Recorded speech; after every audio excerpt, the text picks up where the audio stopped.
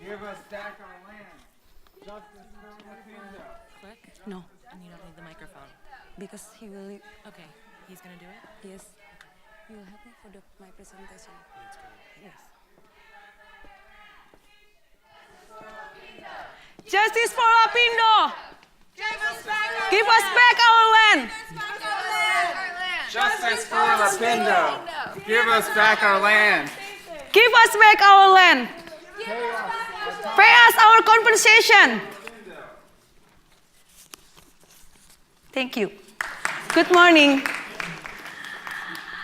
The demonstration that you just saw, it will be like pointed of the highlight of the whole project that we did that I want to talk about this morning. Reflection in the mud. The commemoration of the disaster, mud flow disaster that happened in Sidoarjo, Porong, in East Java, in Indonesia. Then it was a project with the community from Padi and with the community of victims of mud flow disaster in Porong. Maybe some of you have heard about Lapindo mud flow. Do you? No? Okay. So it was occurred for the first time in the 29th of May 2006. So it was 6 years ago.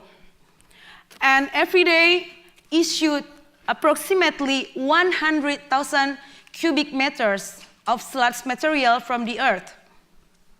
If you see the picture before, it's going too fast.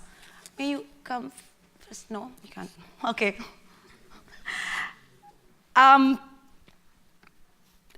The mud is contained by a dike encircling 800 hectares of wasteland. And many people believe that this disaster, this mud flow, is occurred because the underground blowout from the gas exploration well owned by a gas and oil company named Lapindo Brantas. And this even became a tragedy. If you see the picture, when hot mud flooded the rice field, hot mud flooded to the residential, to industrial areas, a lot of people displaced to another place. A lot of people lost their job. Houses were damaged, infrastructure, environmental, more than 20 factories were damaged. The public facilitation, everything in the 12 villages from Porong, Sidoarjo in East Java. Forced displacement or forced migration is an extraordinary cultural disaster. People live their history in that villages. People live the ways they live and interact with each other behind them. Because there is no longer a social or cultural common ground which unites them, they lost their cohesion and it becomes a catalyst for social fragmentation. From there, Taring Padi, my collective, saw the need to facilitate cultural activities, focuses on reviving the collective memory of the victims that were left behind, left under the mud.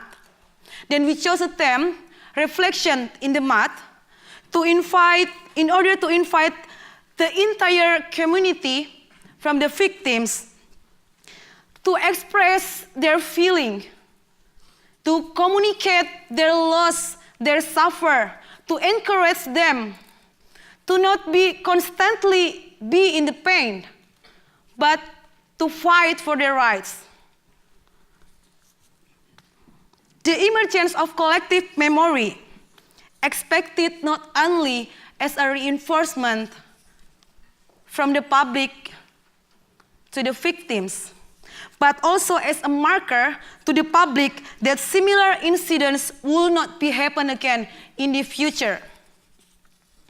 And we Taring Padi tried to find alternative activities that more easily to be accepted and understood by the public with the with the art, through the art, because we believe that the art can be a good medium to convey the critics and for their ideas.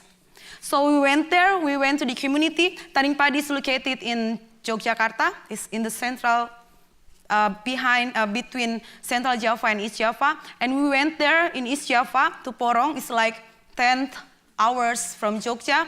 We stayed there for a week before 29, because 29 it will be always the commemoration of the Matlow disaster. So we stayed there for a week. We worked with the community mostly to prepare the commemoration. What we did is saw some of the pictures within the community. We did silk screen workshop and woodcut workshop. It was like activity, training activities provided to the community with the idea that it could be like an alternative livelihood option.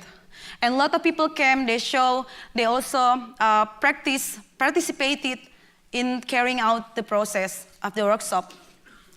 And we also did this making the properties for the carnival. Some of them are here now. Thank you for friends who helped me to carry it out. Give applause for them. So we made cardboard puppet. We're making banners. We're making giant puppet. You will see the picture here. And we were working with the community, and most of them, you see from the picture, they express their frustration, their anger through drawing and paint through the cardboard puppet. So they express what they think about and what they do not want, what they fight for, what they complain.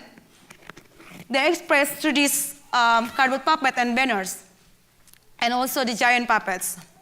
And we did also drawing and created a song with the local children. And it was performed by the end of the carnival. And the carnival was the highlight of the commemoration.